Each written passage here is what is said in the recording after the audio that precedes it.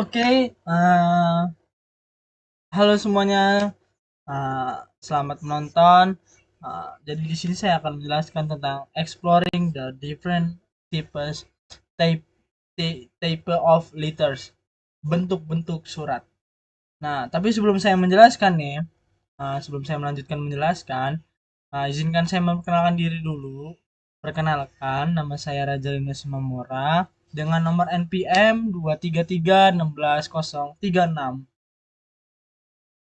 Nah, yang pertama itu kita akan masuk kata pengantar dulu. Selamat datang dalam presentasi ini yang akan membahas berbagai bentuk surat dalam bahasa Indonesia. Kita akan menjelajahi surat pribadi, surat resmi, dan surat bisnis.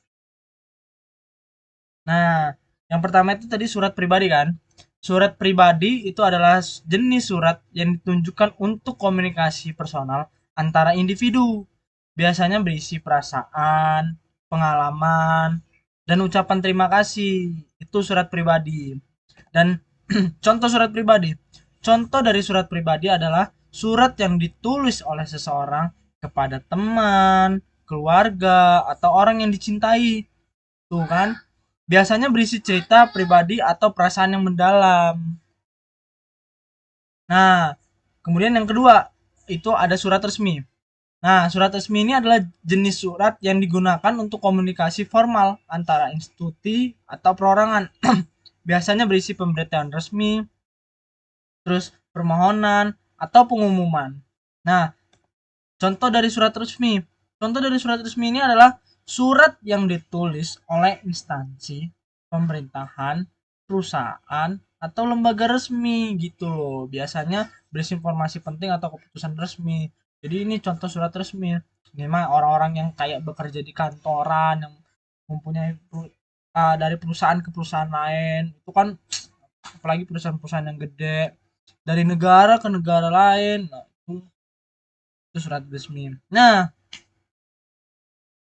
surat bisnis. Nah, ini surat bisnis adalah jenis surat yang digunakan dalam lingkungan bisnis untuk komunikasi antara perusahaan. Biasanya berisi penawaran, pemesanan, atau klaim. Nah, contoh surat bisnis. Contoh surat bisnis adalah surat yang ditulis untuk berhubungan dengan bisnis seperti penawaran produk, kontrak, atau permintaan informasi. Biasanya berisi rincian bisnis atau persyaratan kontrak begitu. Nah, bagian surat. Setiap surat memiliki bagian penting seperti alamat pengiriman, alamat penerima, salutasi, paragraf isi, dan penutup. Nah, kesantunan dalam surat. Kesantunan dalam penulisan surat sangat penting.